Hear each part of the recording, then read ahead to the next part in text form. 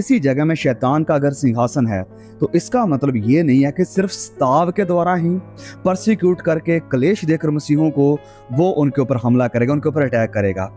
नहीं, जैसे for example last video में भी मैंने बात करी थी कि अमेरिका के ऊपर शैतान को पता था कि अगर मैं इनके ऊपर अटैक करता हूँ, इन्हें सताता हूँ, तो ये लोग तो विश्वास में और ज़्यादा स्ट्रांग होंगे।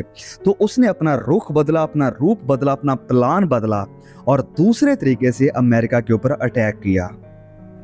पवित्र बाइबल में जब हम शैतान के बारे में देखते हैं तो शैतान का एक ही रूप नहीं है कि वो सांप है, या यही रूप नहीं है कि वो जैसे वचन में लिखा है कि फाड़ खाने वाले शेर की तरह वो नहीं गरजता है, वरन उसका एक और रूप भी हमें दिखाई पड़ता है कि वो ज्योतिमय स्वर्गदूत की तरह भी है। प्रकाशित वाक्य 12:9 और दूसरा क्रंथियों अध्याय 11 वचन 14 में इसका जिक्र है। तो यस, अमेरिका में उसने देखा कि मैं परसिक्यूट करके इन्हें परमेश्वर से दूर नहीं कर सकता हूं, ना ही ये होगा, क्योंकि वो सदियों से जानता है, बीती सदियों में उसने ये सब जान लिया है।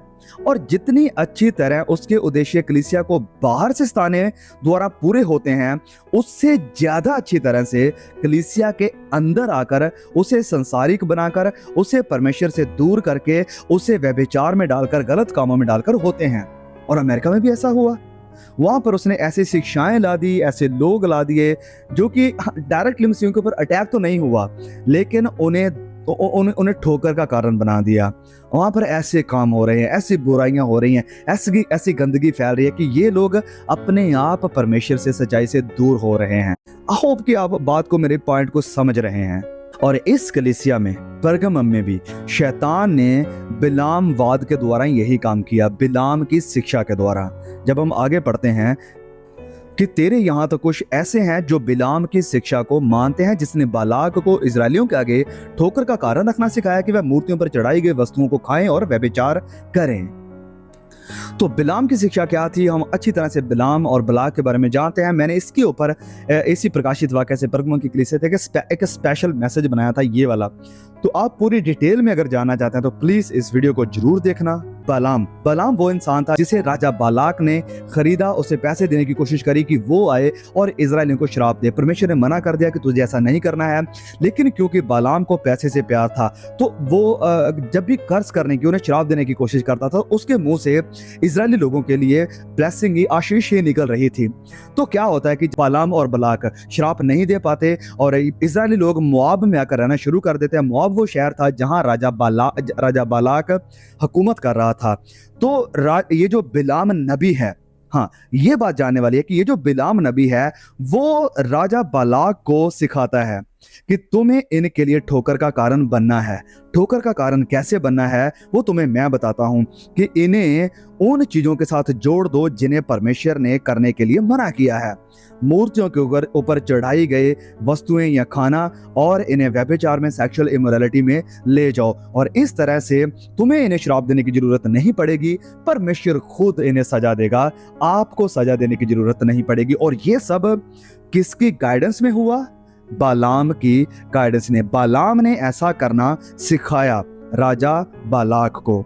अगर आप इसके बारे में डिटेल में जानना चाहते थे, क्योंकि उस वीडियो में कुछ लोगों ने कहा था कि नहीं भाई, बालाम ने तो श्राप नहीं दिया उस कलीसिया को, तो मैं आपको कहता हूं कि आप प्लीज एक बार प्रकाशित वाक्य अध्याय 2 को भी पढ़े, ये जो वचन अभी हमने पढ़ा, क्योंकि अगर ऐसा हुआ है तो परमेश्वर के वचनों में प्रभु यीशु ने ये बात कही है इस कलीसिया को। और दूसरी बात, ऐसा हुआ है, हमने कहां से जाना है? हमने जाना है नंबर्स, यानी गिनती अध्याय 22 और 24 में इसका जिक्र है। फिर आप जब अध्याय 31 में 31 में आते हैं तो वहां पर आपको पूरा सीन, पूरा सिनेरियो नजर आ जाएगा कि सब क्या हुआ था।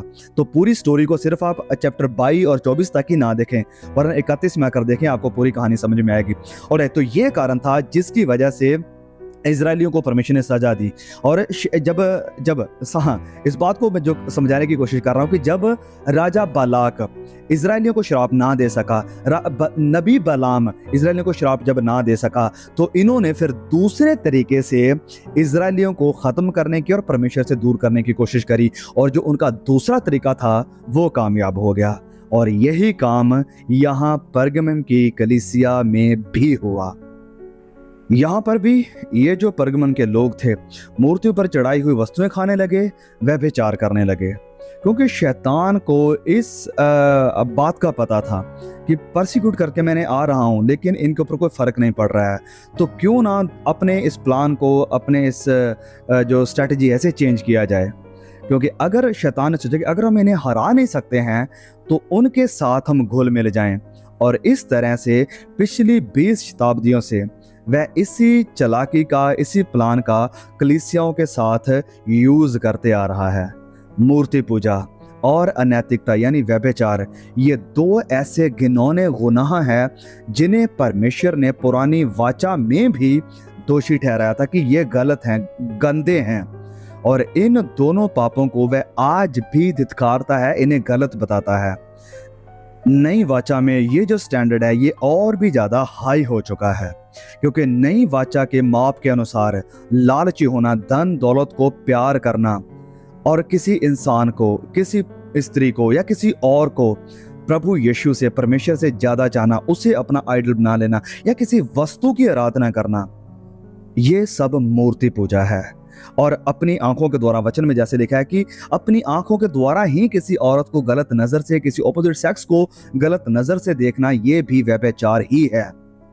तो यस, ये दो गुनाह आज भी प्रचलित हैं, लेकिन हो सकता है ये उस तरीके से काम नहीं कर रहे हैं जैसे पहले काम करते थे, और हमें बहुत ही सावधान रहने की जरूरत है कि हम किसी इंसान को, हम किसी चीज को प्रभु यीशु की जगह पर ना रखें।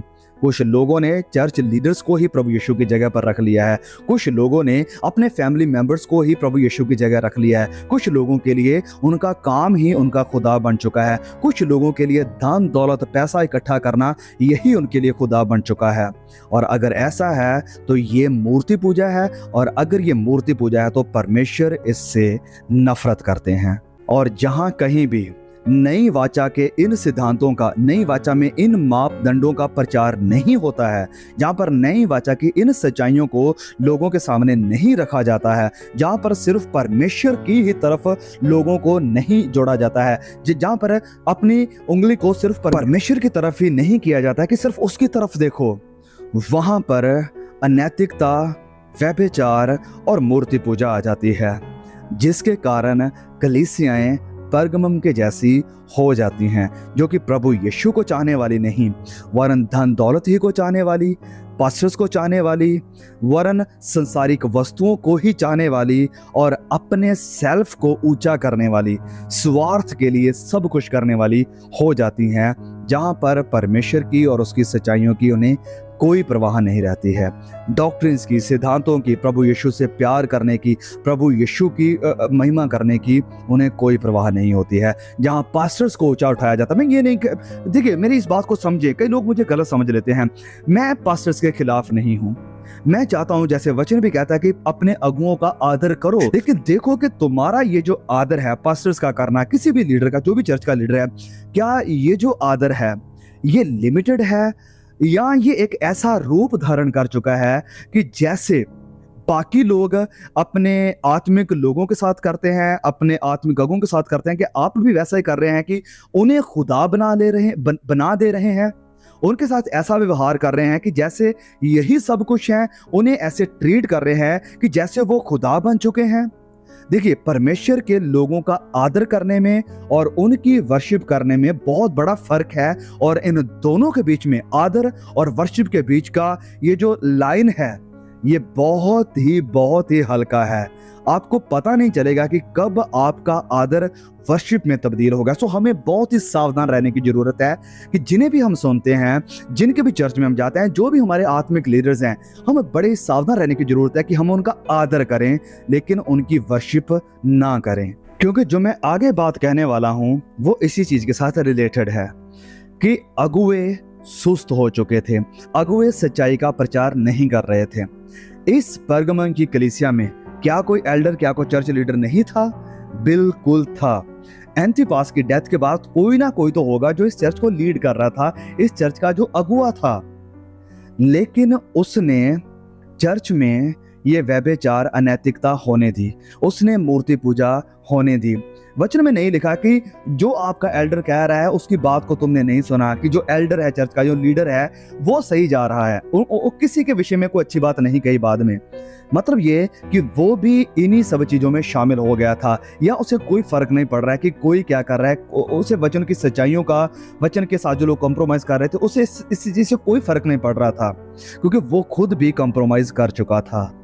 और यही कारण है मैं सावधान करता हूं कि आज बहुत से लीडर्स भी हैं, बहुत से चर्च पास्टर्स भी हैं, बहुत सारे आज के सो कॉल्ड अपोस्टल्स और प्रॉफिट्स भी हैं जो कि वचनों की सच्चाई के साथ कंप्रोमाइज कर चुके हैं और लोगों को खुद मूर्ति पूजा की तरफ लेकर जा रहे हैं। आप कहेंगे कि क्या प्रॉफिट्स, हमारे नबी, हमारे पापा लोगों को मूर्ति पूजा की तरफ लेकर जा रहे हैं? यस, वचन में प्रभु यीशु ने, याद करें कि क्या कहा था, कि तुम परमेश्वर और डैश की पूजा या सेवा नहीं कर सकते। वो डैश, प्रभु यीशु ने शैतान को नहीं कहा कि तुम परमेश्वर और शैतान की पूजा या सेवा नहीं कर सकते। प्रभु यीशु ने कहा कि तुम परमेश्वर और धन की सेवा नहीं कर सकते। दोनों की सेवा एक साथ है। और आज बहुत से चर्च लीडर्स हैं, बहुत से चर्च के नबी, आजकल के सो कॉल्ड भविष्यवक्ता हैं जो कि लोगों को सिर्फ और सिर्फ पैसा दे रहे हैं। ये कह रहे हैं कि तुम्हें बरकतें कैसे मिलनी, बरकतें कैसे पानी है, आशीषों को कैसे पाना है, परमेश्वर के सामने घर में आकर तुम्हें धनी कैसे बनना है, तुम्हें इस और उस सेलिब्रिटी की तरह, इन और उन बिजनेसमैन की तरह अमीर कैसे बनना है, तुम्हें सैमुअल की तरह, तुम्हें सुलेमान की तरह, दाऊद की तरह, अब्राहम की तरह अमीर कैसे बनना है, धनी कैसे बनना है, ये सिखाया जा रहा है। ये क्या है? यही तो मूर्ति पूजा है। जब आप परमेश्वर को छोड़ किसी दूसरी चीजों की तरफ लोगों को लेकर जा रहे हैं, ये मूर्ति पूजा है। और परमेश्वर जो कि हमारा हस्बैंड है, जो कि हमारा दुल्हा है, हम उसे छोड़कर किसी दूसरी चीज के साथ जब जुड़ जाते हैं तो ये भी व्यभिचार है। हम परमेश्वर में खुश नहीं, परमेश्वर में आनंदित नहीं, दूसरी चीजों में आनंद को, खुशी को ढूंढते हैं, तो ये व्यभिचार है। तो इस तरह से मैं कह रहा हूं कि कलीसिया के लीडर्स आज बहुत सारे लोगों को, जो कि वचनों की नई वाचा की सच्चाई से वाकिफ नहीं है, उन लोगों को अनैतिकता, व्यभिचार और मूर्ति पूजा की तरफ आज भी चर्च लीडर्स लेकर जा रहे हैं। जैसे कि यहाँ परगमुम का जो लीडर था, जो चर्च एल्डर था, वो भी कंप्रोमाइज कर चुका था।